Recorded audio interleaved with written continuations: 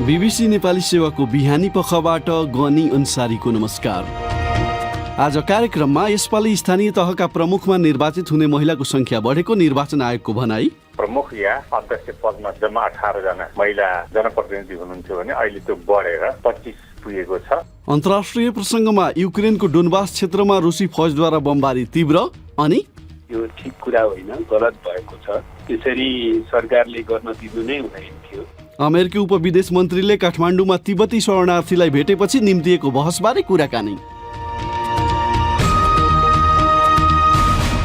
तर सबैभन्दा पहिला आजका प्रमुख विश्व समाचार। सञ्जीव गिरीबाट समाचार सुन्नुहोस्।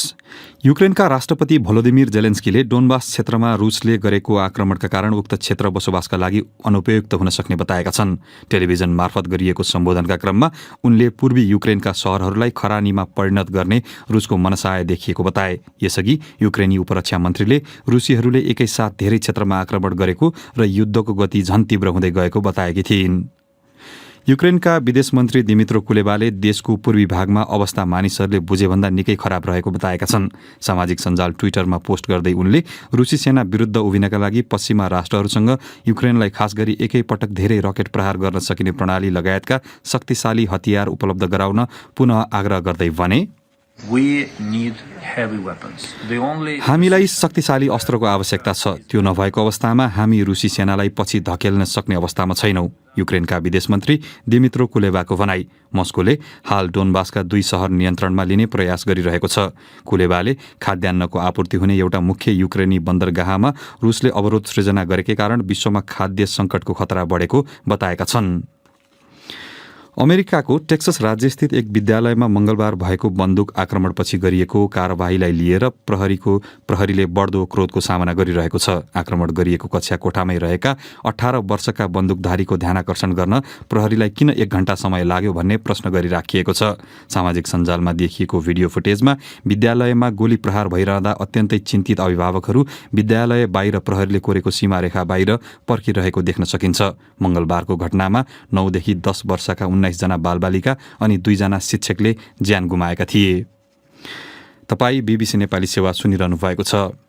मानव अधिकारवादी वकिलहरूले ब्राजिलको रियो दी जेनेरोमा यसै साता प्रहरी कारबाहीमा मृत्यु भएका झण्डै 26 जना मध्ये केहीलाई यातना दिएर मारिएको हुन सक्ने जनाएका छन्। मारिएका 1 जना बाहेक सबै एक आपराधिक गिरोहका सदस्य रहेको प्रहरीले जनाएको छ। एक वकिलका अनुसार मृत्यु भएका मध्ये 1 जनाको लागू औषधको अत्यधिक मात्रा सेवन गरेका कारण मृत्यु भएको पाइएको छ। उक्त समूहबाट जफत गरिएको कोकेनको ठूलो परिमाण ती मृतकलाई सेवन गर्न लगाइएको प्रमाण रहेको उनले बताए। अन्य सबमा छुरी प्रहारका कैयौं दाग अनि कैयौं गोली प्रहार भएको पाइएको बताइएको छ। तर प्रहरीले भने उक्त आरोप अस्वीकार गरेको छ। र ब्रिटिश ब्रोडकास्टिङ कर्पोरेसनले अन्तर्राष्ट्रिय टेलिभिजन समाचार सेवा बीबीसी वर्ल्ड न्यूजलाई युकेमा प्रसारण हुने उसको अर्को एक भगिनी च्यानलसँग गाभ्ने भएको छ। बीबीसीका महानिर्देशक टिम डेभीले गरेको उक्त घोषणा बीबीसीको खर्च कटौती गर्ने कैयौं पहल मध्ये एक हो। उनले नयाँ टेलिभिजन च्यानलले स्वदेश तथा विदेशमा भएका घटनाक्रमका आधारमा आफ्ना प्रसारण विभाजन गर्ने क्षमता कायम गर्ने बताए। थप परिवर्तन अन्तर्गत बीबीसीका 42 वटा भाषा सेवाहरूमध्ये अधिकांश डिजिटल माध्यममा परिवर्तन गरिने बताइएको छ। यो बीबीसी नेपाली सेवा हो।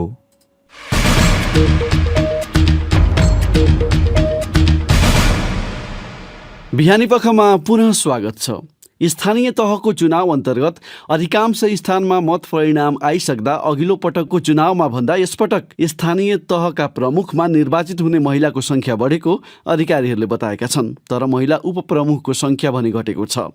दलहरू गठबन्धन गरेर चुनाव लडेकाले यस्तो अवस्था आएको भए पनि स्थानीय चुनावले नेपालमा महिला नेतृत्व विकासका लागि महत्त्वपूर्ण भूमिका खेलिरहेको एकजना राजनीतिशास्त्रीले बताएकी छन्। फणिन्द्र दाहालको रिपोर्ट। निर्वाचन आयोगका अनुसार यसपटकको स्थानीय तह निर्वाचनमा झण्डै 55,700 महिलाले विभिन्न पदमा उम्मेदवारी दिएका थिए। त्यो कुल उम्मेदवार संख्याको 38% भन्दा बढी थियो। बिहिबार साँझसम्म अधिकांश स्थानीय तहको चुनावी परिणाम आउँदा लगभग 40% अर्थात् 14,000 महिला प्रतिनिधि विजयी भएको निर्वाचन आयोगका सहप्रवक्ता सूर्य प्रसाद अर्यालले बीबीसीलाई बताए। 74 सालमा चाहिँ यो नेतृत्वदायी भूमिकामा स्थानीय तहको प्रमुख या अध्यक्ष पदमा चाहिँ जम्मा 18 जना महिला जनप्रतिनिधि हुनुहुन्थ्यो भने अहिले त्यो बढेर 25 पुगेको छ। करिब 159 वटा पालिकाहरूमा तथ्याङ्कहरू हेर्दाखेरिमा दुवै पदमा चाहिँ पुरुषहरू जनप्रतिनिधि निर्वाचित हुनुभएको देखिया छ। आयोगका अनुसार अघिल्लो पटक 176 वडामा दलित महिला सदस्यको उम्मेदवारी परेको थिएन, तर योपालि उक्त संख्या 123 मा घटेको छ। पछिल्लो तथ्याङ्क अनुसार निर्वाचित वडा अध्यक्षको संख्या झन्डै 70 पुगेको छ। अघिल्लो स्थानीय तहको निर्वाचनमा देशभरबाट चुनिएका महिला जनप्रतिनिधिको संख्या 14,300 भन्दा बढी थियो। त्यसबेला करिब 700 महिला उपप्रमुखमा निर्वाचित भएका थिए। यसपालि उपप्रमुख चुनिनेको संख्या घटेकाले स्थानीय तहको न्यायिक निरूपण संयन्त्रको नेतृत्व गर्ने मौका कतिपय ठाउँमा पुरुषलाई जाने देखिन्छ, तर त्यसले महिलाहरूको नेतृत्व विकासमा बाधा नपुर्याउने एकजना राजनीतिशास्त्री मीना वैद्य मल्ल बताउँछिन्। गठबन्धनको सरकार अहिले अलिकति महिलालाई अलिकति बेफाइदा भए पनि मलाई कस्तो लाग्यो भन्दाखेरि महिलाको नेतृत्व चेतना वृद्धि भएको छ। अत्यन्त ठुलो यो चाहिँ स्थायी परिवर्तन हो कि कानूनमा उम्मेदवारी दर्ता गराउँदा नै राजनीतिक दलले स्थानीय तहको प्रमुख वा उपप्रमुख मध्ये एकजना महिला रहने सुनिश्चित गर्नुपर्ने व्यवस्था छ। तर यसपटक गठबन्धनका कारण त्यो बाध्यकारी नहुँदा त्यसको असर महिलाहरूलाई नेतृत्वदायी पदमा अघि बढाउने प्रयासमा पुगेको देखिएको छ। फणिन्द्र दाहाल, BBC, काठमाडौँ। तपाईँ नेपालका विभिन्न FM स्टेशनबाट BBC नेपाली सेवाको बिहानी पख सुनिरहनु भएको छ। हाम्रो कार्यक्रम www.bbcnepali.com मा गएर आफूले चाहेको समयमा पनि सुन्न सक्नुहुन्छ। अर्को विषय, हालै अमेरिकी उपविदेश मन्त्रीले नेपालमा तिब्बती शरणार्थीको बसोबास रहेको क्षेत्रको भ्रमण गरेपछि उक्त भेटलाई लिएर बिहिबार संसदमा असन्तुष्टि व्यक्त भएका छन्। उक्त भ्रमणको विपक्षमा आवाज उठाउनेमा प्रतिपक्षी नेकपा एमालेका अध्यक्ष तथा पूर्व प्रधानमन्त्री केपी शर्मा ओली र सरकारमै सहभागी एकीकृत समाजवादीका नेता एवं पूर्व प्रधानमन्त्री जलनाथ खनाल पनि थिए। यसै सन्दर्भमा हामीले उक्त विषयबारे तपाईँको दलको धारणा के हो भनेर गठबन्धनकै अर्को दल नेकपा माओवादी केन्द्रका नेता तथा पूर्व परराष्ट्र मन्त्री नारायण काजी श्रेष्ठलाई सोधेका छौँ। यो उपयुक्त भएन, यो ठिक कुरा होइन, गलत भएको छ। त्यसरी सरकारले गर्न दिनु नै हुँदैन थियो। हामीले दुईटा कुरामा ध्यान दिनुपर्ने आवश्यकता छ। एउटा त नेपालको राष्ट्रिय सार्वभौमिकता कुण्ठित हुन नपाओस्, त्यसको रक्षा गर्ने काम गर्नुपर्छ। दोस्रो चाहिँ नेपाल जुन भूराजनीतिक अवस्थितिमा छ यसको भूराजनीतिक संवेदनशीलताले पैदा गर्ने चुनौतीहरूलाई हामीले ठिक ढङ्गले सम्बोधन गर्न सक्नुपर्ने हुन्छ र त्यसबाट पर्न सक्ने जोखिमहरूलाई हामीले हुन नदिनेका निम्ति हामी सचेत हुनुपर्ने आवश्यकता छ। अहिले क्रमशः राष्ट्रिय सार्वभौमिकता पनि कमजोर पार्दै जाने र भूराजनीतिक संवेदनशीलताले माग गर्ने पोलिसीबाट विचलित हुँदै जाने त स्थिति भएको होइन भन्ने कुरा चाहिँ देखा परेकै। अब अमेरिकी कूटनीतिज्ञको भ्रमण हुने कुरा त पहिले नै तय भएको थियो। यसरी उनले यहाँ जाँदैछिन्, यस्तो यस्तो गर्दैछिन् भनेर अब सत्ताधारी दलको हिसाबले तपाईँहरूलाई केही भनिएको थियो? के भनिएको थिएन र यो उहाँको भ्रमण र तिब्बती शरणार्थी क्याम्पमा समेत पुगेको घटना पछाडि हामीले गठबन्धनकै बैठकमा प्रधानमन्त्रीलाई भन्यौँ यो तपाईँहरूले के गर्नुभएको होइन, यसो गर्न त मिल्दैन, अब यस्तो ख्याल ठट्टा जस्तो गर्नु भएन तपाईँले परराष्ट्र नीतिमा भन्यौँ। तर त्योभन्दा अगाडि हामीलाई कुनै जानकारी थिएन। चीनबाट त्यहाँको विज्ञ र कतिपय अधिकारीहरूले असन्तुष्टि जनाएको भन्ने विवरणहरू आइरहेछ समाचारहरूमा।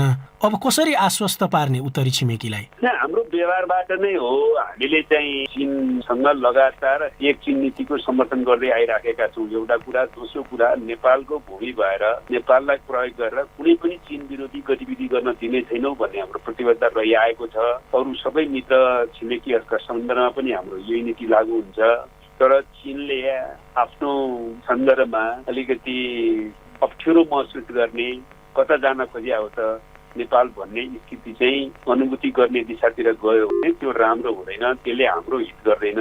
खालि चीनको मात्रै कुरा छैन, यो त नेपालको राष्ट्रिय हितसँग जोडिएको कुरा हो। त्यसो गर्दाखेरि हाम्रा छिमेकी ठुला मुलुकहरूलाई अनावश्यक रूपमा सशङ्कित हुने स्थिति बनायो भने त्यो कोणबाट पनि राम्रो। अब चीनको यो बेल्ट एन्ड रोड इनिसिएटिभ अन्तर्गतको परियोजनाहरूलाई अहिलेको सरकारले आफ्नो प्राथमिकतामा राखेन भन्ने कुराहरू उठिरहेको छन्। तपाईँहरूको दल पनि त्यही पक्षमा हो? यो पनि व्यथित भएको छ। हेर्नुहोस्, यहाँ चाहिँ पहिला प्रोजेक्टको कुरा गरियो, अनुदानमा बनाउने कि ऋणमा पहिला क्लियर गर्नु पर्यो भनिदियो। त्यो स्टेजमा त पुगेकै थिएन। यो नियतजन्य ढङ्गले नै BRI जो हामी सम्झौता गरिसकेका छौँ त्यसलाई पछाडि धकेल्ने काम गरियो, जबकि अहिले त त्यो कुरै थिएन। अहिले त इम्प्लिमेन्टेसन एग्रिमेन्टको एउटा स्किममा मात्रै सही गर्ने कुरा थियो। त्यसैले गर्दाखेरि त्यसपछि प्रोजेक्ट सेलेक्सनमा जाने हो। प्रोजेक्ट सेलेक्सनमा हुँदाखेरि चाहिँ त्यो अनुदानमा कि ऋणमा कि त्यसको चाहिँ फाइनेन्सियल मोडालिटी के हो भन्ने कुरा त्यसपछि छलफल हुने कुरा थियो। त्यस कारणले यो कुरा सही नै हो कि BRI-लाई पछाडि धकेल्ने काम नै गरिएको। नियतजन्य भन्नुभयो, कसको हात छ यो पछाडि? तपाईहरु आफै सत्तामा हुनुहुन्छ। होइन, हामीले के कुरा मात्रै म अहिले भन्न सक्छु भने हामीले प्रतिगमन विरोधी सङ्घर्ष क्रममा यो गठबन्धन बनायौँ। अहिले त्यस अर्थमा प्रतिगमनको त्यो सङ्घर्षलाई तार्किक निष्कर्षमा पुर्याउनलाई गठबन्धन सरकार पनि बनाउनु पर्ने थियो। तर गठबन्धन सरकार बनाउनेको अर्थ र हामी त्यसमा सामेल हुनुको अर्थ हामी नेपालको राष्ट्रिय सार्वभौमिकतालाई कमजोर पार्ने वा परराष्ट्र नीतिमा विचलन आउने काम गर्न पनि हाम्रो समर्थन हुने कुरा हुन्न। अब अहिले हाम्रो देश कता कता परराष्ट्र नीतिमा विचलित हुँदै नेपाललाई अरू देशहरूको प्रभाव क्षेत्रमा धकेल्न खोजिएको त होइन भन्ने चाहिँ आशंका चाहिँ नेपाली जनमानस देशभक्तिपूर्ण आन्दोलनमा त्यो देखा पर्नु दुःखद कुरा हो। अनि अब प्रधानमन्त्री शेरबहादुर देउबा निकट भविष्यमा अमेरिकाको भ्रमणमा जाने भन्ने खबरहरू आएको छन्। यसबारे तपाईँको दललाई केही जानकारी छ? हामीलाई केही जानकारी छैन। नेकपा माओवादी केन्द्रका नेता नारायण काजी श्रेष्ठ साथै फणिन्द्र दाहालसँग कुरा गर्दै। अब एउटा जरुरी जानकारी। BBC नेपाली सेवाले सोमबारदेखि शुक्रबारसम्म बिहान 7:15 बजेदेखि 15 मिनट प्रसारण गर्दै आएको बिहानी पख कार्यक्रमको आज अन्तिम प्रसारण हो। सोमबारदेखि शुक्रबारसम्म बेलुकी 9:15 बजे प्रसारण हुँदै आएको 30 मिनटको रेडियो कार्यक्रम साँझपख अब 15 मिनटको हुनेछ। रेडियोका श्रोताका साथै डिजिटल माध्यमबाट हाम्रा सामग्री प्रयोग गर्ने श्रोता तथा पाठकको बढ्दो रुचिलाई पनि बलियोसँग सम्बोधन गर्ने BBCको नीति अनुसार यो परिवर्तन भएको छ। अब हाम्रो वेबसाइट bbcnepali.com र सामाजिक सञ्जालका वेबसाइटहरू फेसबुक, युट्युब, इन्स्टाग्राम र ट्विटरमा BBC न्युज नेपालीका अकाउन्टहरूमा पनि BBCले तयार पार्ने अन्तर्राष्ट्रिय र नेपाल सम्बन्धी विविध सामग्री उपलब्ध छन्। हामीलाई आशा छ BBC नेपाली सेवाको रेडियो कार्यक्रमले जस्तै अनलाइन र सामाजिक सञ्जालका माध्यममा उपलब्ध हाम्रा डिजिटल प्रस्तुतिले पनि तपाईँहरूको माया पाउने नै छन्। अन्तिम बिहानी पखको अन्तिम विषय। डोनबासको रूपमा परिचित पुरानो तथा महत्त्वपूर्ण औद्योगिक केन्द्रलाई स्वतन्त्र पार्ने घोषित लक्ष्यका साथ रुसी फौजहरूले पूर्वी युक्रेनका शहरमाथि बमबारी तीव्र पारेका छन्। दोस्रो ठूलो शहर खार्किभमाथि कब्जा गर्ने अभियानलाई त्यागेका भ्लादिमिर पुटिनले धेरै मात्रामा रुसी भाषा बोलिने पूर्वी युक्रेनमा सैन्य जित हासिल गर्न चाहिरहेका छन्, जहाँ युक्रेनले नरसंहार गरिरहेको उनको आरोप छ। BBC विवरणमा आधारित रिपोर्ट सुनौ सञ्जीव गिरीबाट। युक्रेनमाथि आक्रमण अन्त्य गरी त्यसलाई सफलको संज्ञा दिनका लागि पूर्वी युक्रेनमा आफ्नो उद्देश्य पूर्ति गर्नु रुसी राष्ट्रपति भ्लादिमिर पुटिनको न्यूनतम आवश्यकता रहेको बताइएको छ। युक्रेनले डोनबास क्षेत्रका लागि भइरहेको लडाईँ युरोपमा दोस्रो विश्वयुद्ध पश्चात सबैभन्दा ठूलो रहेको जनाएको छ। तर युक्रेनका राष्ट्रपति भोलोदिमिर जेलेन्स्कीले उनकै शब्दमा आफ्नो भूमिको प्रत्येक भागका लागि सेना लडिरहने बताएका छन्। त्यसअघि युक्रेनका विदेश मन्त्री दिमित्रो कुलेबाले देशको पूर्वी भागमा अवस्था मानिसहरूले बुझेभन्दा निकै खराब रहेको बताएका थिए। ट्विटरमा एउटा पोस्ट गर्दै उनले रुसी सेना विरुद्ध उभिनका लागि पश्चिमा राष्ट्रहरूसँग युक्रेनलाई शक्तिशाली हतियार उपलब्ध गराउन आग्रह दोहोर्याएका थिए। मस्कोले हाल डोनबासका सिभियर दोनेत्स्क र लिसिचन्स्क सहर नियन्त्रणमा लिने प्रयास गरिरहेको छ। यसअघि युक्रेनी उपरक्षा मन्त्रीले रुसीहरूले एकैसाथ धेरै क्षेत्रमा आक्रमण गरेको र युद्धको गति झन तीव्र हुँदै गएको बताएकी थिइन्। कुलेबाले खाद्यान्नको आपूर्ति हुने एउटा मुख्य युक्रेनी बन्दरगाहमा रुसले अवरोध सृजना गरेकै कारण विश्वमा खाद्य सङ्कटको खतरा बढेको बताएका छन्। सञ्जीव गिरी।